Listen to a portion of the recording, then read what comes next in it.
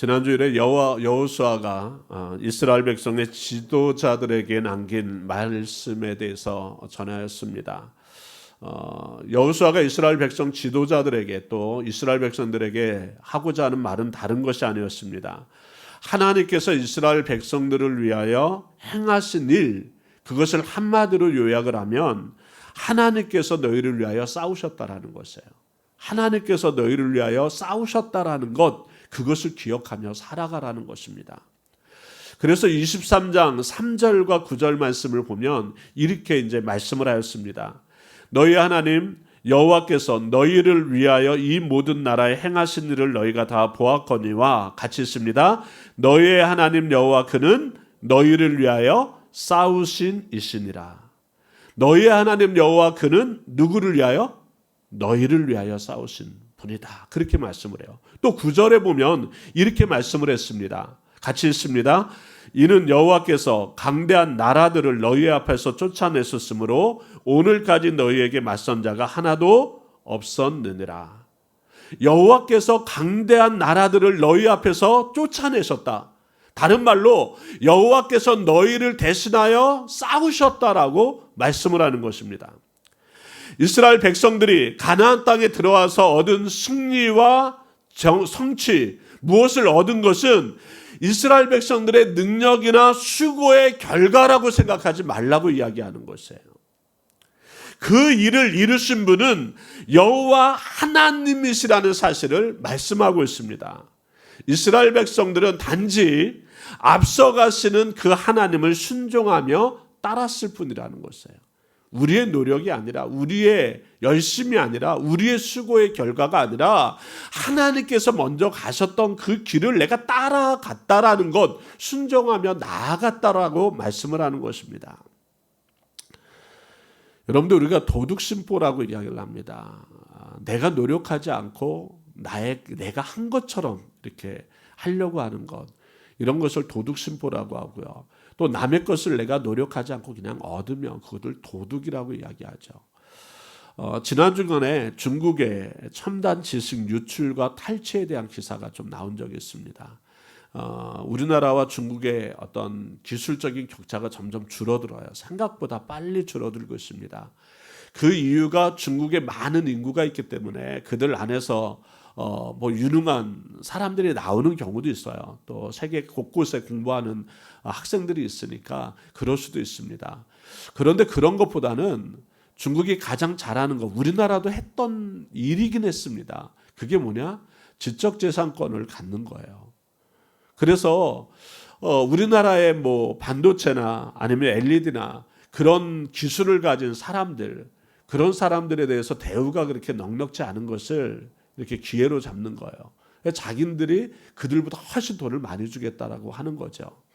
아니면 은퇴를 했던 사람이나 기존에 한국에서 받는 액수의 3-4배를 막 더 주는 거예요. 얼마나 좋겠습니까? 그 정도 준다는데 또 취직도 할 수 있고. 근데 조건이 붙는 거죠. 어떤 기술적인 부분들을 가지고 가야 되는 것이에요. 원래 이렇게 반도체나 그런 LED 큰 기업의 기술을 갖고 있는 데는 자기가 퇴직을 하고 이직을 할 경우에 그 기술에 대해서 소스를 남에게 주어서는 안 된다라는 서약서를 거의 다 씁니다. 근데 그 서약서를 씀에도 불구하고 교묘하게 어떻게 합니까? 그 기술들을 받아내는 거죠. USB 하나면 끝이 나는 거예요. USB 하나랑 그들의 조언만 있으면 이것이 금방 실용화됩니다. 몇 천억을 들여서 만들었던 것을 그들은 단시간 내에 몇 년이 아니라 몇 달 만에 만들어내는 그러한 경우가 있습니다. 근데 이들이 그렇게 돈을 받고 잘 있으면 좋은데 그렇지가 않죠. 기술만 빼내면 되는 거예요. 그런 다음에 그들을 또 계약을 해제해버리는 거죠. 그래서 그러한 기술 유출이 참 많다라고 이야기를 합니다. 그래서 많은 나라에서 말하는 것이 있는 거죠. 참 중국이라는 나라가 다는 아니지만 참 도둑심보다라고 이야기를 합니다. 어떻게 이렇게 성장할 수 있었던 것, 그런 것들이 자신들의 노력이 없는 건 아니었지만 많은 다른 나라의 노력을 가지고 만들어낸 거다라고 이야기를 합니다. 이솝의 의화에는 여러 가지 이야기가 있습니다. 그 중에 신상을 운반하는 당나귀라는 의화가 있어요. 어느 당나귀가 유명한 신의 조각상을 운반하게 되었습니다. 숲과 들판을 지나서 사람들이 많은 어느 마을을 들어가게 됐는데, 이 마을에 들어서자마자 사람들이 다 무릎을 꿇는 거예요. 다 무릎을 꿇고 엎드려 절을 하기 시작을 합니다. 사람들이 가는 곳마다 그러고 있으니까 당나귀가 생각을 합니다. 자기를 보면서 다 절을 하고 있다라는 생각을 하는 것이에요. 아니, 지나갈 때마다, 자기를 볼 때마다 사람들이 다 엎드려 절을 하는 것입니다. 당나귀가 머리를 꼿꼿이 듭니다. 그러면서 갑자기 거드름을 피워대기 시작을 합니다. 빨리 가야 되는데 한 걸음 한 걸음 천천히 나아가는 것입니다. 갑자기 위에 있던 마부가 보다 못해서 채찍을 들었습니다. 힘차게 당나귀를 때리는 거예요. 정말로 아프게 때렸습니다. 등짝을 후려치면서 마부가 이렇게 말하는 거죠. 이런 멍청한 놈아, 사람들이 너에게 경배를 하는 것이 아니라 내 등에 있는 신께 경배를 하는 것이야. 그렇게 말하는 거예요. 너에게 경배하는 것 아니야. 착각하지 마. 너 등에 있는 신께 경배하는 것이야. 여호수아가 이스라엘 백성들에게 뭐라고 하는 겁니까? 약속의 땅에서의 승리, 약속의 땅에서 너 성취한 것, 결코 너희들의 능력이 아니야. 너희들의 수고가 아니야. 하나님의 전적인 은혜, 하나님이 너희들을 위하여 싸워 주셨기 때문에 그것을 얻을 수 있었던 것이야. 이거 잊어버리면 안 돼. 그렇게 말씀하는 거죠. 여러분들, 약속의 땅은 하나님의 은혜를 기억하는 자들이 살 수 있는 땅이에요.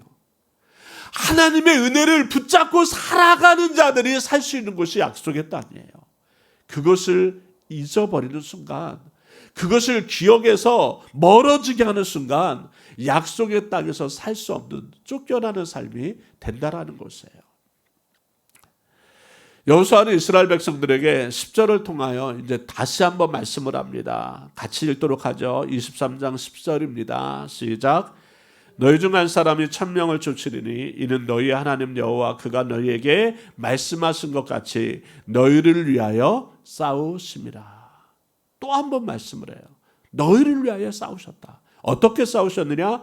일당백도 큰데 뭐라고 말씀을 해요? 일당천이에요. 한 사람이 1000명을 쫓으리니. 야, 너희들이 한 사람이 1000명을 쫓는 모습이 될 것이다. 그러나 여기에서도 이스라엘 백성들이 자기의 힘으로 그렇게 할 수 있는 것이 아니다라고 말씀을 하는 거예요. 너희들이 너희들의 힘으로 일당 1000을 감당하는 것이 아니라 하나님께서 너희들을 위하여 싸워주시기 때문에, 하나님께서 너희들에게 그러한 힘을 주셨기 때문에 그렇게 될 것이더라. 너희들에게 약속해 주셨기 때문에 그렇게 되는 것이다 말씀을 합니다. 여러분들, 우리는 어떠한 삶을 살아가다가 두려움과 불안이라는 것이 늘 엄습을 합니다. 조금만 편하여지다가도 상황이 변하면 긴장하는 게 우리의 모습이죠. 일주일 전만 해도 5월 5일이 지난 다음에 생각을 했겠죠. 야, 요번 주간 지나면, 요번 것만 잘 넘어가면 우리가 예전의 어떤 모습으로 다가갈 수 있는 한 걸음이 되지 않을까라고 기대를 했어요. 근데 하루 만에 그 기대가 막 깨어지는 거예요. 이게 어떻게 전국구예요. 전국구. 제주도까지 있었죠. 클럽 가려고 연휴되면 비행기 타고 제주도까지 와서 한 6시간 놀다가 조금 또 쉬다가 그러고 다시 제주도 가는구나. 그럴 생각까지 들어요. 제주도예요. 지방에서부터, 안에 서울 근교에서부터. 여러분들, 우리는 불안과 두려움이라는 것을 늘 안고 살아갑니다. 그것이 없는 사람이 없어요. 종교개혁자 마틴 루터도요, 이 불안과 두려움이라는 것이 있었어요. 미래가 불확실한 거예요. 정말로 내가 하나님의 말씀을 붙잡고 종교개혁을 일으키는, 정말로 이게 변화해야 되겠다고 생각하며 싸우는데 미래가 불확실한 거예요. 불안에 떨고 있는데 루터가 기도하면서 찾은 것이 있습니다. 내가 지금까지 살아왔던 삶이 무슨 힘으로 살아왔을까? 내가 지금까지 이 자리에 있었던 힘이 어디에서 있었을까?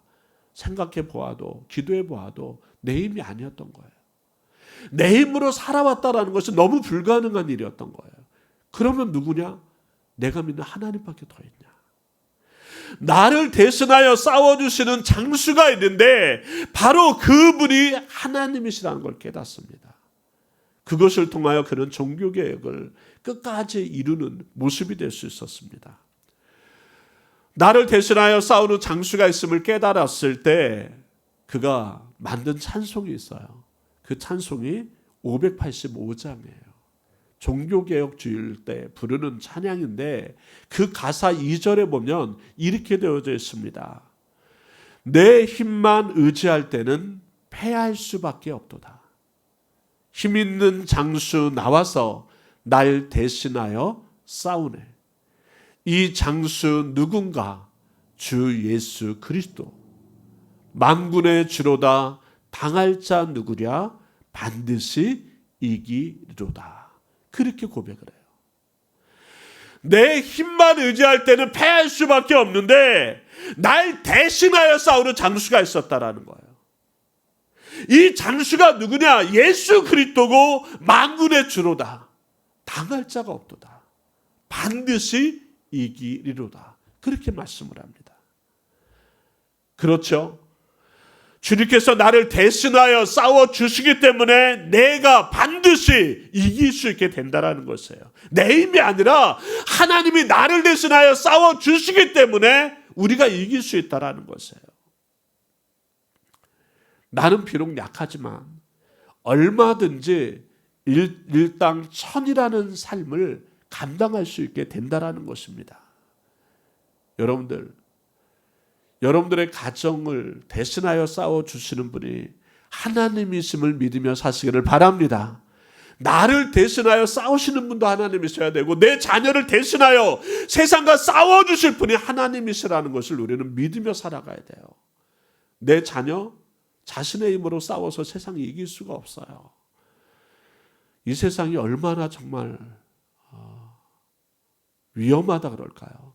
이 세상이 얼마나 험악한지 모릅니다. 세상에요, 우리를 넘어뜨리려고 하는 우리의 어떤 가치관을 무너뜨리고 하나님에 대한 생각을 무너뜨리려고 하는 것들이 너무나 많이 있어요. 곳곳에 도사리고 있습니다. 제가 자주 말씀드리잖아요. 선함은요 가만히 있어서 배워지는 것이 아니에요. 선함이라는 것은 자연스럽게 드러나질 않더라고요. 아무리 노력해도 들어도요 금방 무너지는 게 우리의 모습이에요. 악함의 속성이 있어요. 죄성이 있어요. 에덴 동산 이후에 아담 이후에 우리의 죄성이 우리 속에 있어요. 죄에 대해서 민감하려고 하는 건 우리의 모습이 있어요. 이것을 우리의 힘으로 된다고요? 아니요. 가만히 있으면 선하게 살아간다고요? 안 그래요. 상황이 조금만 죄를 짓게 만드는 상황이 있으면요 우리는 쉽게 빠집니다. 인권이라는 이름 하에 동성애라는 것이 자꾸만 성소수자, 그래서 그런 면으로 저들을 보호해야 된다라는 자꾸만 말이 나와요. 그들에 대해서 우리가 어떻게 보면 비판하면서 그들에 대해서 죄를 정죄하는 것은 사회적으로 좀 위험할 수도 있습니다. 아픈 사람한테 아픈 걸 너 아파서 왜 그래? 자꾸만 그러면 안 되잖아요. 그건 맞아요. 근데 아프기 전에 그러한 병에 걸리기 전에 이것은 잘못된 것이다라고는 말을 해야 되잖아요. 근데 그런 것이 없어지는 거예요.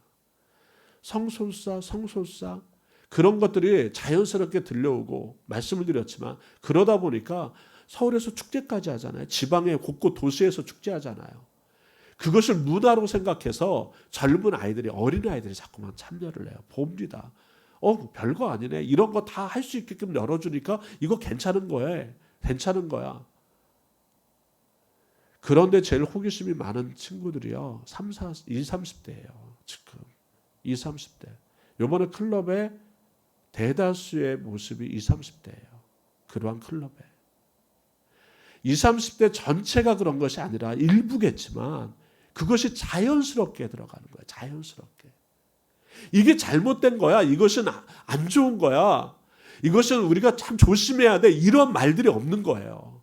예전 같으면 그런 것들에도 훨씬 나왔죠. 아니 가뜩이나 조심하라고 해도 어떻게 합니까? 점점 눈이 들어오는데 이건 괜찮은 거야 라고 하니 얼마나 자유스럽겠어요. 여러분들, 정말로 우리가 살아가는 삶에 있어서 내 힘으로 살아갈 수 있는 것이 별로 없어요. 하나님이 주시는 힘으로 살아가야 됩니다. 이것이 제일 안전한 거예요. 정말로 자존감이 낮아지거나 위축되라는 것이 아니에요. 하나님 믿는 자들이 자존감 낮아지는 거 봤습니까? 하나님 뒤에 계시는데 왜 낮아져요? 당당하죠. 자만하라는 것이 아니라 하나님이 하신다라는 담대함이 있는 거예요. 여호수아는 간면을 계속 이어서 말씀을 합니다. 11절 같이 읽겠습니다. 11절입니다. 시작.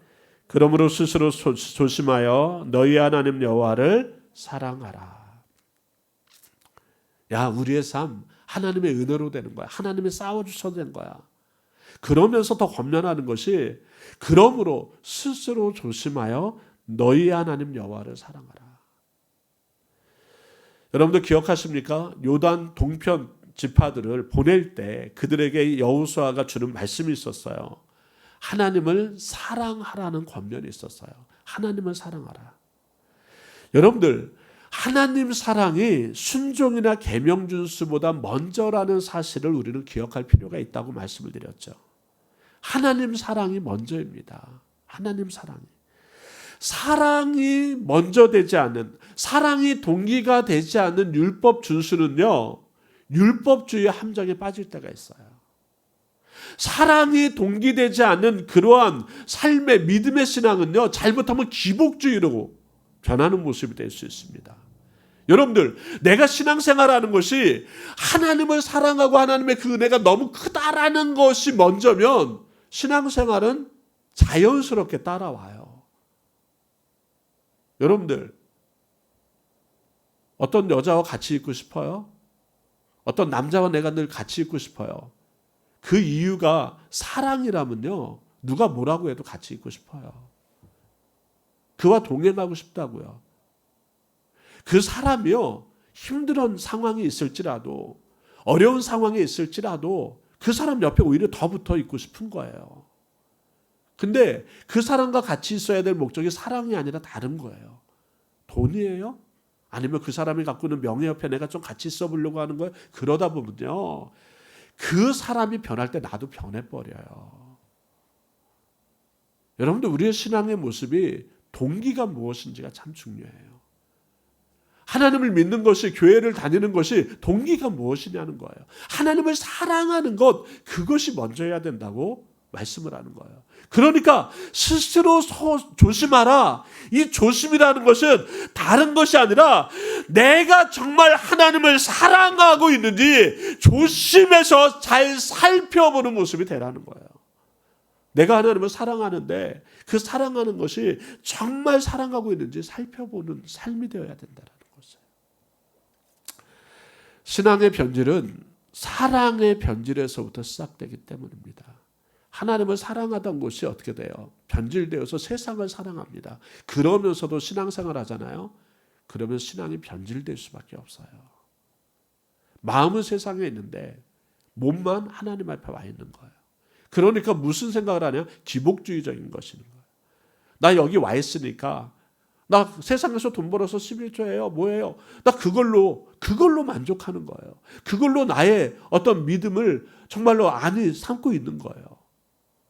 근데 절대로 그거는 하나님이 보실 때 온전한 모습이 아니고 하나님이 보실 때 축복의 모습이 안 된다라는 것이에요. 왜 바리새인들과 서기관 예수님께서 질타하십니까? 왜 그들에 대해서 책망하십니까?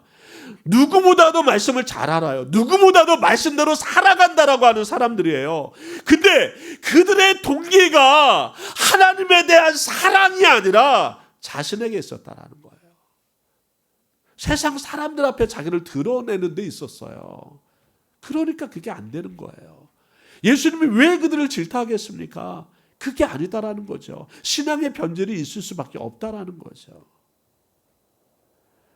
여러분들, 하나님에 대한 우리의 사랑이 문제가 생기면 신앙생활 여기저기에서 삐걱거리는 소리가 날 수밖에 없어요.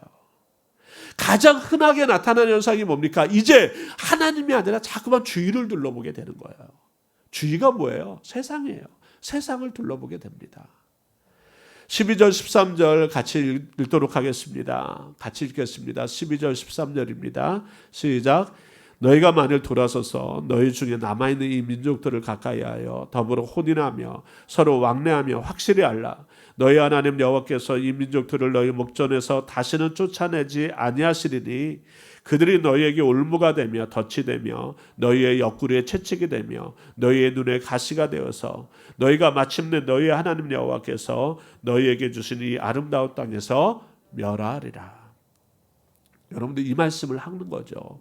설명해 주는 거죠. 구체적으로. 야, 조심해라. 하나님 사랑하는 거 내가 정말로 사랑하고 있는지 나를 살펴서라도 조심해야 되는 이유가 있다. 왜냐? 우리가 하나님의 사랑을 어떻게 해요? 돌리고 그 눈을 돌리기 시작하면 세상에 들어오기 시작한다라는 것이에요.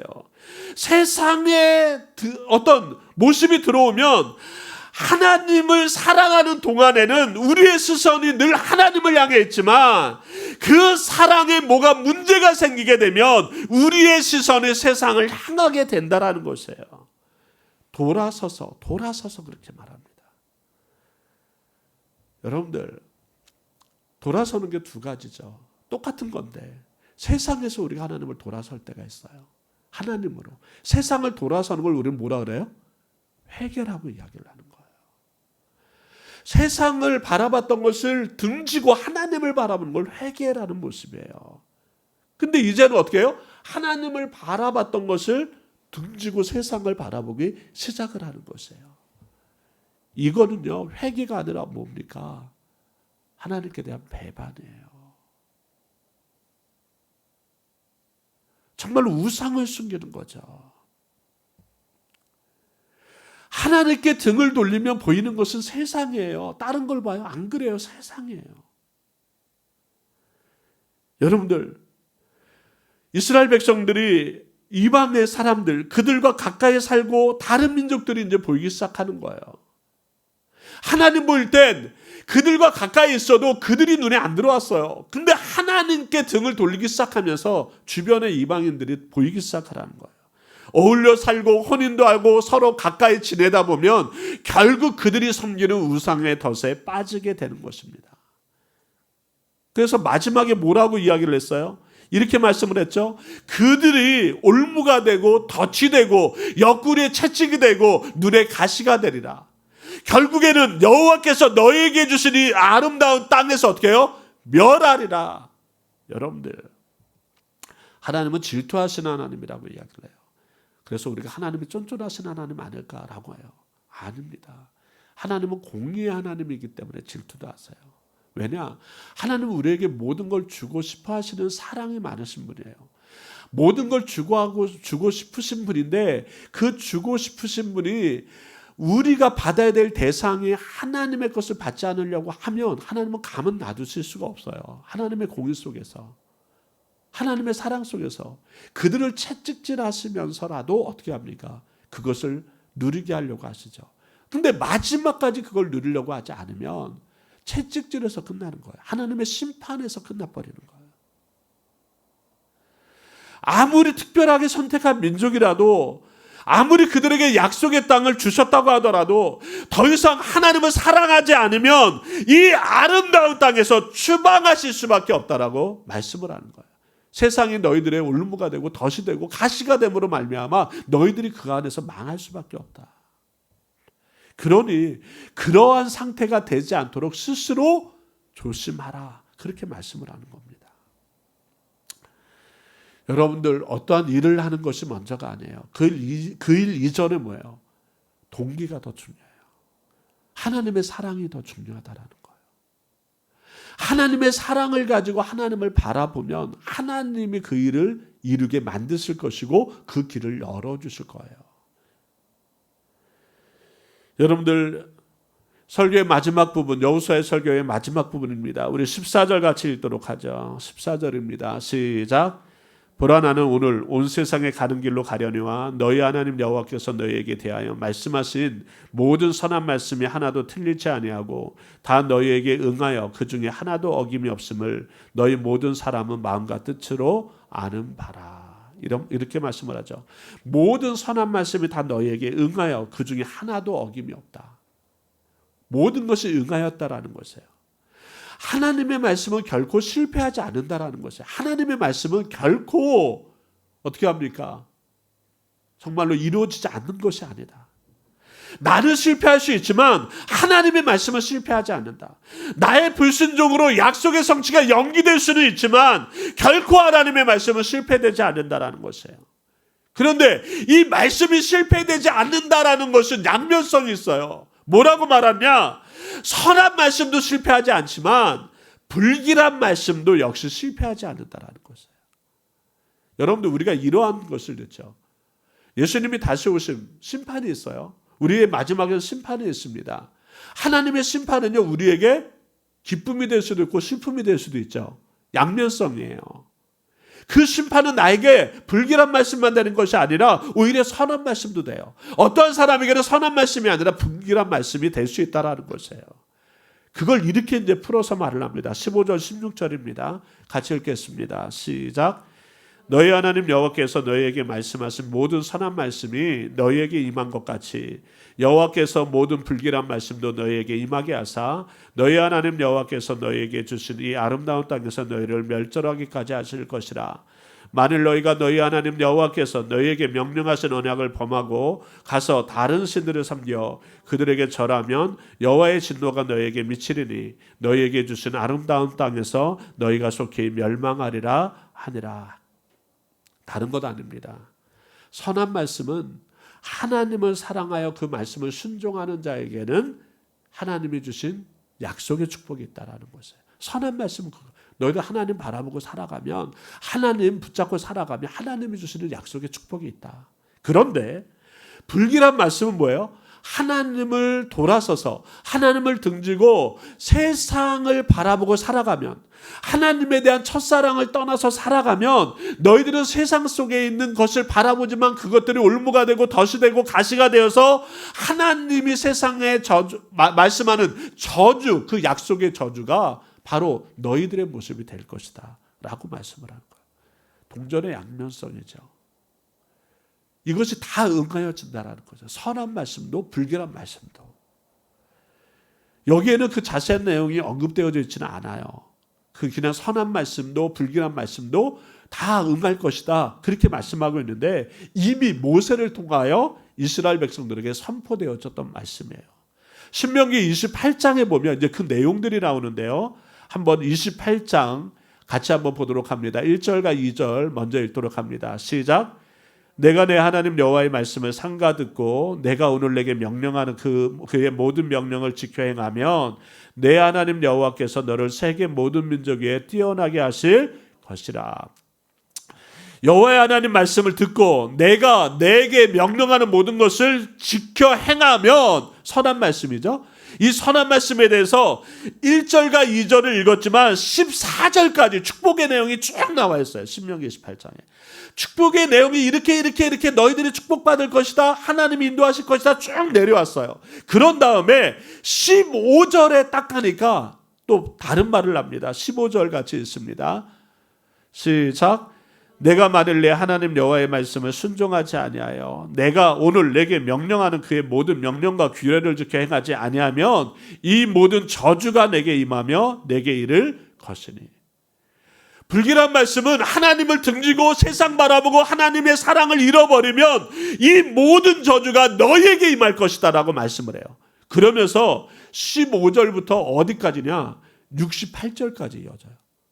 선한 말씀은 1절에서 시작해서 몇 절까지였어요? 14절까지였는데요. 불길한 말씀은 저주는 15절부터 68절까지. 엄청나게 길죠. 그러니까 모세가 이스라엘 백성들에게 말씀을 한 거죠. 너희들은 절대로 불길한 그 말씀의 대상이 되지 말아라. 예? 이렇게 하나님의 저주가 있다. 그러니 너희들이 이러한 삶이 되면 안 된다라고 그렇게 말씀하셨을 거예요. 그렇게 모세는 이스라엘 백성들에게 말했는데 지금 여호수아가 그 말을 또 하고 있네요.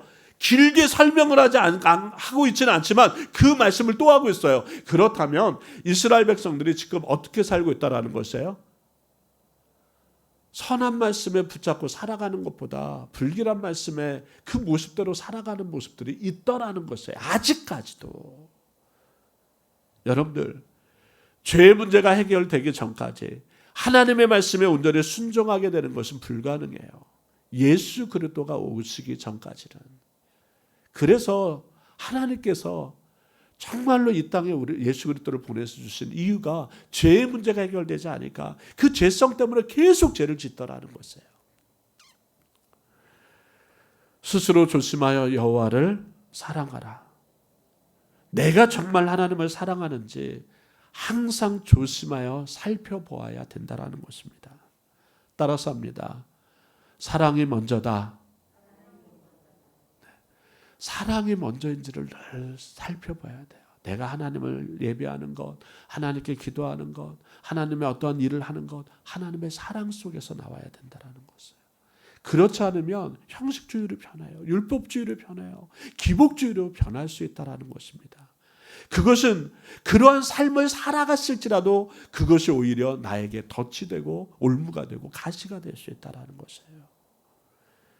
여러분들, 사랑은 우리에게 시작된 것도 아니에요. 하나님의 사랑으로 말미암아 우리도 하나님을 사랑할 수 있게 되었어요. 두 가지입니다. 지난주에 말씀했던 것처럼 이어서 말씀하는 하나님의 은혜 기억하라는 것이에요. 하나님이 우리를 위하여 싸우셨던 걸 늘 기억하며 살아가라는 거예요. 그리고 그 하나님의 은혜에 대한 모습을 가지고 하나님의 사랑을 어때요? 스스로 조심하라는 거예요. 내가 정말로 하나님을 사랑하고 있는가? 그 하나님의 사랑 속에서 내가 신앙의 삶을 살고 있는가? 그것을 생각할 때 선한 말씀이 여러분들의 삶에 응답되어지는 믿음의 모습 될 줄로 믿습니다. 그 선한 말씀이 축복의 말씀이 되는 것이에요. 여러분들 자녀들도 마찬가지인 것 같아요. 부모에 대해서 부모의 은혜를 기억할 줄 알면 부모에게 효도하지 말라고 해도 효도하게 되죠. 부모에 대한 은혜를 잊어버립니다. 그 사랑을 잃어버리면 우리는 형식적으로는 할 수 있어요. 무엇인가 그냥 때가 되면 할 수는 있어요. 그러나 내 삶 속에서 나오는 사랑은 보이지 않아요. 자연스럽게 나오는 사랑은 보일 수가 없습니다. 여러분들, 가정의 달, 하나님의 말씀 가운데 정말로 가정을 생각해보고 말씀 가운데 하나님을 사랑하고 정말로 우리의 가족의 구성원으로 사랑하는 귀한 모습 되시기를 주님의 이름으로 축원을 드립니다. 우리 찬양 한 곡 부르시고 말씀 붙잡고 같이 기도합니다. 하나님의 은혜가 너무 컸습니다. 그 은혜를 생각하고 잃어버리지 않고 그리고 늘 살아가는 데 있어서 하나님께서 우리에게 주신 것이 꼭 있기를 원합니다. 기도하면서 우리 이 찬양 부르시고 같이 결단 기도합니다. 나를 지으신 하나님,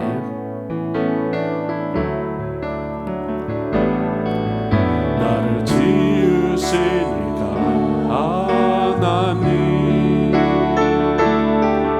나를 부르시니까 하나님,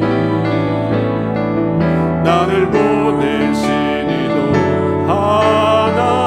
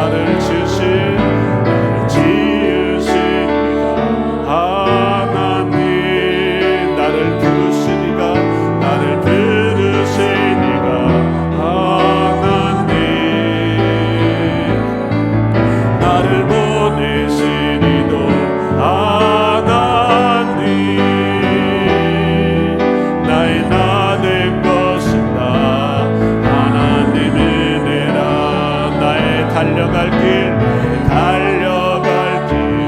다 가도록 나의 마지막 꿈 다하도록 나로 그 십자가 품게 하시니 나의 나 된 것은 다 하나님의 은혜라. 한량없는 은혜 한량없는 은혜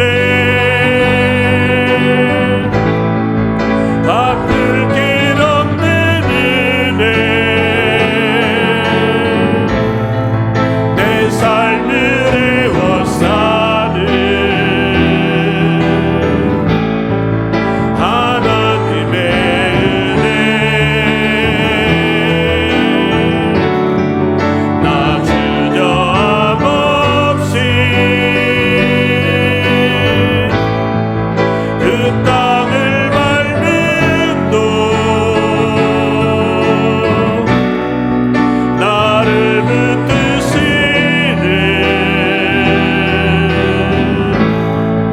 하나님의 은혜 한량없는 은혜 한량없는 은혜